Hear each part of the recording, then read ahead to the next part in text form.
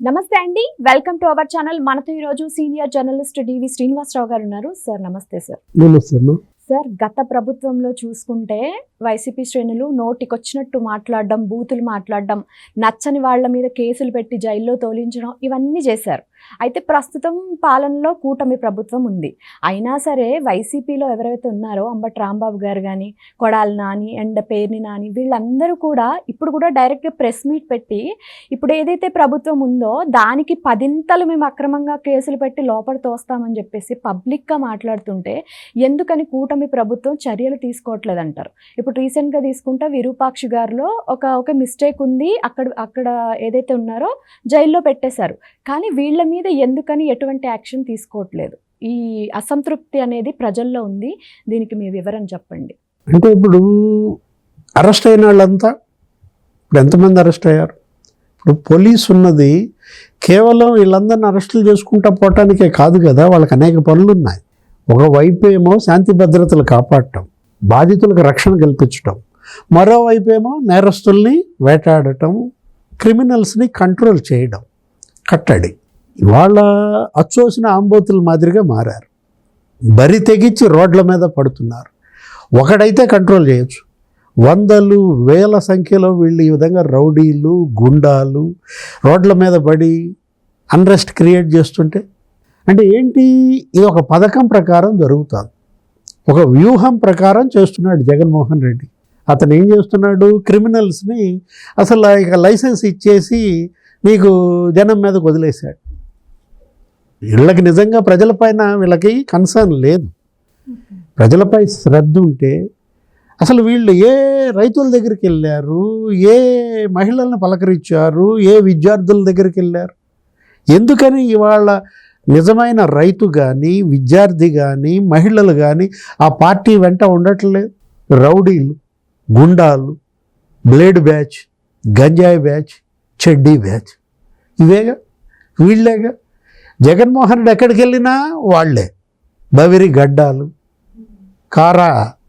గారబట్టిన పళ్ళు, ఆ చొక్కాలు, ఆ షర్టులు ఇప్పదీయటం, జగన్మోహన్ రెడ్డి దగ్గర డ్యాన్సులు వేయటం, ఈయనేమో వాళ్ళకి దండాలు పెట్టడం. చూశారు కదా మీరు నిన్న దేవరపల్లి ఆ వీడియో స్క్రీన్ మీద. జగన్మోహన్ రెడ్డి అతను అందరికీ నమస్కారం పెడుతుంటే అతను ఎదురుగా ఒకడు వెహికల్ ఎక్కి ఏం చేస్తున్నాడు? షర్ట్ ఇప్పదీసి అసలు వాడి యొక్క అర్ధనగ్న సౌందర్యం అంతా చూపిస్తుంటే ఇతను ఒబ్బో ఎంజాయ్ చేస్తున్నాడు. ఏమనుకోవాలి? జనం ఏమనుకుంటున్నారన్న సిగ్గన్నా ఉందా? కనీసం వదిలేశారు, దాన్ని వదిలేశారు అన్నమాట. ఇప్పుడు అంబటి రాంబాబు, లేకపోతే మీరు చెప్పిన కొడాలి నాని, లేకపోతే ఈరోజు జరుగుతున్న ఇన్సిడెంట్ విజయవాడలో బొండా ఉమ వర్సెస్ మల్లాది విష్ణు, లేకపోతే అక్కడ తాడిపత్రిలో జేసీ ప్రభాకర్ రెడ్డి వర్సెస్ పెద్దారెడ్డి. అంటే మొత్తం అతను జగన్మోహన్ రెడ్డి ఏంటంటే వైఎస్ఆర్ కాంగ్రెస్ పార్టీ వాళ్ళందరినీ కూడా రోడ్ల మీదగా నెడుతున్నాడు. పిలిపించాడు, ఈరోజు కూడా ఏమని పిలిపించాడు? డిఎస్సి, మరి అదొక స్కాము, దాంట్లో ఇవాళ నిరసన దీక్షలు చేయండి. నిన్నగాక మొన్న హైకోర్టు తిట్టింది, అతను ఎవరో పిల్లేశాడు. పర్వతరెడ్డి చంద్రశేఖర్ రెడ్డి వీళ్ళ వైసీపీ ఎమ్మెల్సీ అంతకుముందు ఒక పిల్లేస్తే తిట్టింది. ప్రజా ప్రయోజన వ్యాజ్యం అనేది ఒక ఆయుధం. దుర్వినియోగం చేయకూడదు మీ రాజకీయాల కోసం. ఇప్పుడు ఈ నిరసన దీక్షలు ఇప్పుడు వాళ్ళు చేస్తున్నారు కదా, ఇదే నేను చెప్పిన ఈ యుద్ధం ఎప్పుడు చేయాలా? నిజంగా అది గనక స్కామ్ అయితే, వాళ్ళు గనక పోస్టులు అమ్ముకుంటే నువ్వు ఎప్పుడు చేయాలి? ఇది అప్పుడు అయిన వెంటనే చేయాలి. ఎన్నాళ్ళైందో జరిగి? ఏడాదిన్నర. ఆ పంతుళ్ళు ఉద్యోగాలు ఎప్పటి నుంచి చేస్తున్నారు? ఇప్పుడు 14 నెలలుగా జీతాలు తీసుకుంటున్నారు. అంటే నువ్వు ఎప్పుడో అది కనుక స్కామ్ అయితే నువ్వు ఆరోపించావు, వాళ్ళు అమ్ముకున్నారన్నావు, ఏదేదో రకరకాలుగా చెప్పావు, స్పోర్ట్స్ కోటా అన్నావు, ఆఫీసర్స్ బయటకు వచ్చారు.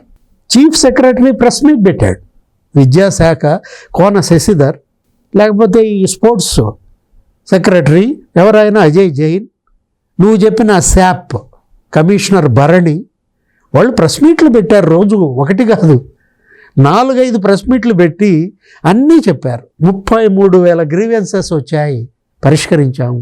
Horizontal reservation, women quota, sports quota, SC categorisation, supreme court ఆదేశాలు, జగన్మోహన్ రెడ్డి సంతకం పెట్టాడు.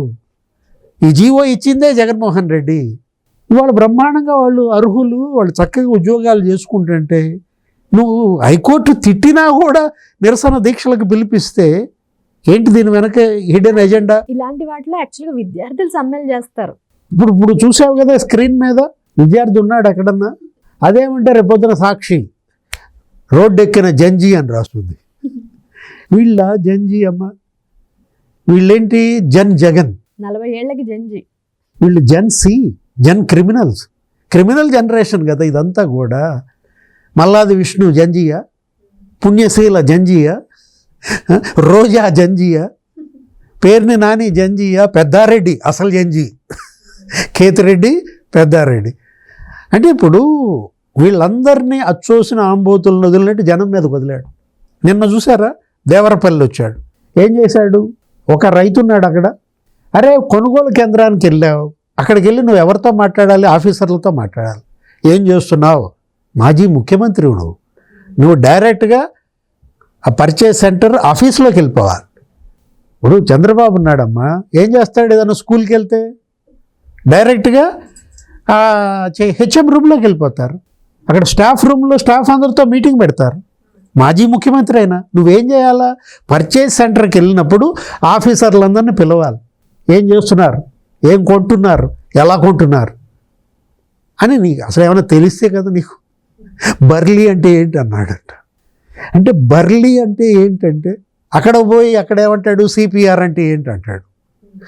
వాడు ఒక వైద్యుడు కొడుకు అంట, వాడు నీట్ రాసిన పిల్లాడు, ఆ కుర్రాడు ఏది సీదిరి అప్పలరాజు కొడుకు ఆరావు, పంపింగ్ అంటున్నాడు. ఏం పంపింగ్ రా మగడ? అంటే ఇప్పుడు వీళ్ళందరూ జంజియా? చెప్పు, నువ్వు చెప్పు. నిజంగా వీళ్ళకి ఆ టొబాకో రైతుల పట్ల ఏమన్నా కన్సర్న్ ఉంటే పొగాకు బేళ్ళు అలా తొక్కుతారమ్మా? రైతు కష్టం అమ్మా, అది రైతు స్వేదం. అసలు పొగాకు ఎన్ని రోజుల పంటో తెలుసా? అసలు బేలుకి ఎన్ని కిలోలు ఉంటాయో తెలుసా? ఒక బేలుకి ఎన్ని కిలోలు ఉంటాయో నీకు తెలుసా? ఎందుకు ఈ లేని ఎపిసోడు నీకు రానిది ఎందుకు?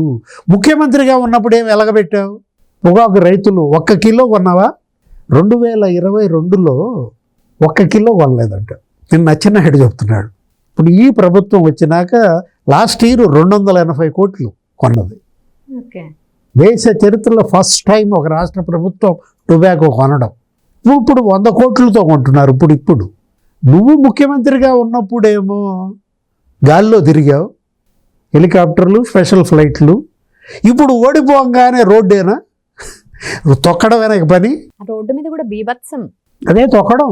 ఏది బంగారుపాలెం పోయావు, మామిడికాయలని తొక్కించావు. అరే నువ్వు వస్తున్నావంటే 5 ట్రాక్టర్ల మామిడికాయలు పోయాలా? అవి తొక్కుకుంటూ పోతావా? ఆనందమా? ఏ ఆనందం? పెన్ను నాని చెప్పాలి, సునకానందమా? ఇప్పుడు ఇది అంటున్నాడు, సునకానందం అని అది అంటున్నాడు. వికృత ఆనందం, పైశాచిక ఆనందం. దీన్ని ఏ ఆనందం అంటారు? పిశాచాలే. ఇవాళ ఆంధ్రప్రదేశ్కి పట్టిన పిశాచాలు ఇవాళ నృత్యమా, కరాళ నృత్యం చేస్తున్నాయా? ఎందుకు? ఏంటి దీని వెనుక హిడెన్ ఎజెండా? పెట్టుబడులు రాకూడదు, పారిశ్రామికవేత్తలు ఆంధ్రప్రదేశ్ వైపు జరగకూడదు, చూడకూడదు, డిఎస్సి పెట్టకూడదు. మొన్న ఆల్రెడీ ఒక డిఎస్సి పెట్టాడు, రేపొద్దు మళ్ళీ ఇంకో డిఎస్సి పెడుతున్నాడంట. జాబ్ క్యాలెండరు ఇవ్వకూడదు. అంటే యువతరం అంటే జగన్కి ఎంత కక్ష. నువ్వు నిరుద్యోగం పెంచావు ముఖ్యమంత్రిగా. అరే దేశం మొత్తం 15% అన్ఎంప్లాయ్మెంట్ ఉంటే నీ టైంలో 30%. ఇప్పుడు బ్రహ్మాండంగా 30,000 గవర్నమెంట్ పోస్టులు ఇచ్చారంట. నిన్న శ్వేతపత్రంలో చంద్రబాబు ముఖ్యమంత్రి చెప్తారు. అదేంటి సార్, జగన్ కూడా ఉద్యోగాలు ఇచ్చాడు కదా, వాలంటరీ ఉద్యోగాలు. ఎక్కడున్నారు? ఉన్నారు ఇప్పుడు చెప్పుకున్నారు కదా. ఇప్పుడు ఉన్నారా? అంటే జగన్ ఇచ్చిన ఉద్యోగాలు ఊడిపోయే ఉద్యోగాలు, తుమ్మితే ఊడే ముక్కు. అంటే నువ్వు ఇచ్చిన ఉద్యోగాలు ఇవాళ 5,000 జీతం ఏంటమ్మా?